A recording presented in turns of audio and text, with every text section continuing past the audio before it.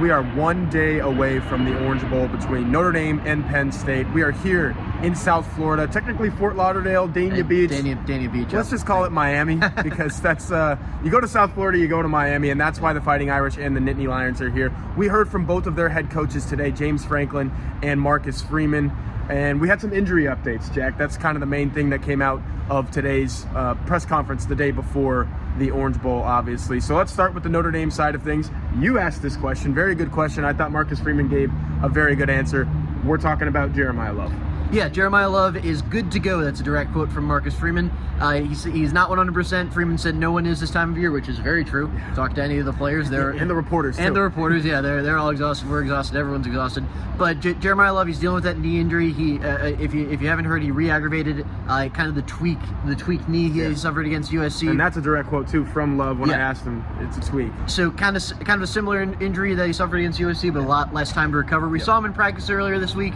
He was kind of limping around. He had, I don't know about limping, but he was, yeah, that's the word I was looking for. A little gimpy in practice.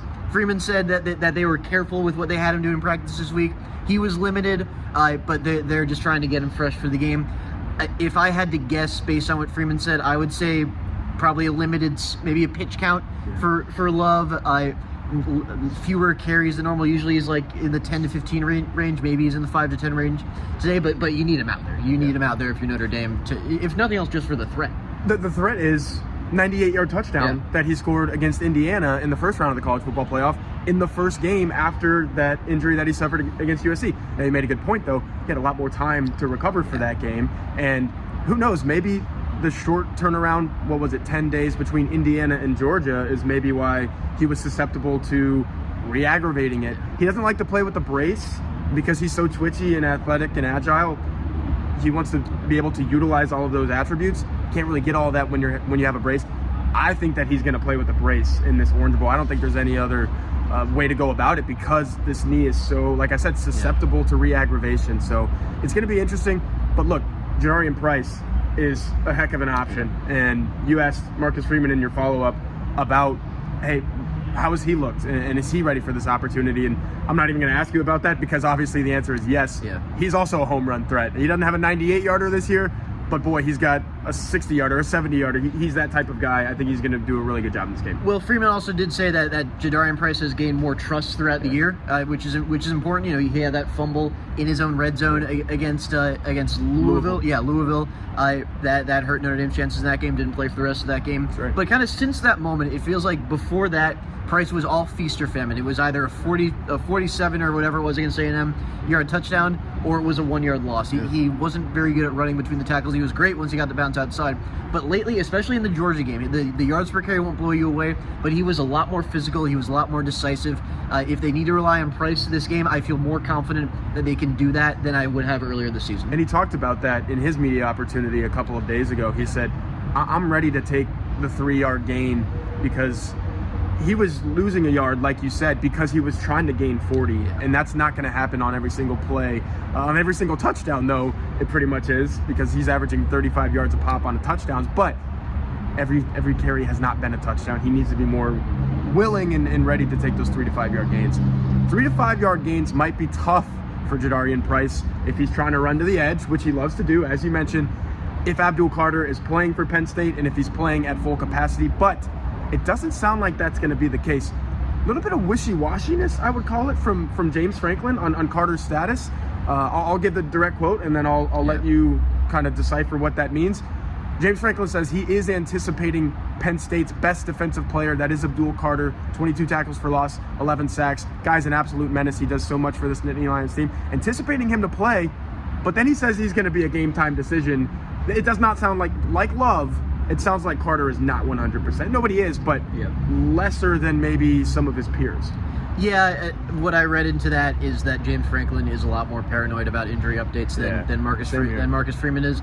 But yeah, game time decision. I fully anticipate him to play. I think Franklin's just kind of being a little coy here. Yeah. But it's hard to overstate the importance of Carter's status in this game. He is so central to all the disruption that Penn State causes. He has 22 tackles for loss, 11 sacks this year. He's a top 10 NFL draft pick. The way he spies the quarterback is really important against Riley Leonard.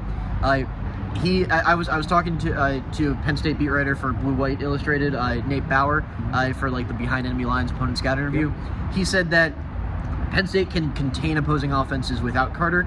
Carter gives them the ability to create disruption in the backfield and create some of those game-changing drive-ending sacks or game-changing turnovers that both teams probably need to win this game. They're a championship-level defense with Abdul Carter. Without him, you might lose a game like this to Notre Dame, and that be the reason why. Mm-hmm. So, anything else out of the press conference that was striking? I mean, the guys were asked about being... A lot of big-picture college football stuff for sure. Yeah. First time that a black head coach will be in the national championship game. They were asked about that quite a bit. Some interesting answers. We're going to have everything that Freeman said up on the site, as well as everything that Franklin said. But the big picture stuff, I mean, that's probably for another day. Like I said, when we come down here, we're talking about Notre Dame football in the present. We're talking about the Orange Bowl.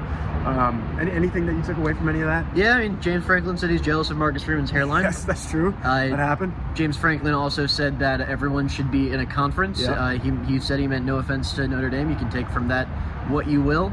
I thought the answer, Freeman's answer to the question about being the two black head coaches in the Orange Bowl for the first time was interesting. He said that he hopes it can inspire the next generation of minority head coaches. He also gave credit to Jack Swarbrick and Father John Jenkins, who were the athletic director and president, respectively, at the time, for having the courage to hire him back in 2021, December 2021. And I think we can all say that courage is paying off for Notre Dame today. Absolutely. And one other thing I thought was really interesting, Marcus Freeman he was talking about Al Golden, and he said, I hired him because I didn't have anyone on my head on my staff that had been a head coach before. Marcus Freeman had only been a head coach for 1 year at that time, right? Or did he hire him? No, going in his first year? This was original staff. So Freeman said he didn't have any head coaching experience on his staff. That was important to bring Al Golden in. But both because he's a really good defensive coordinator, but also because he needed that head coaching experience to kind of bring him along. And I think we can all say that was the right decision now. It's paid off tremendously. That's what we can say. Al Golden was a head coach here. His home stadium was Hard Rock Stadium. That's where we will be Thursday night, I believe. Today is Wednesday. We're all twisted and turned around. But there will be a football game played at Hard Rock Stadium Thursday night. We will be there for blueandgold.com, Blue and Gold Illustrated. Definitely keep it here on this YouTube channel. Subscribe to it, like this video, and we'll see what happens. We'll either be doing more videos like this, previewing a national championship game, or we will be talking about the conclusion of Notre Dame's season. Either way, it's been a heck of a ride. We've been here every step of the way, and we will continue to be here no matter what happens on Thursday night. So we'll see you guys next time.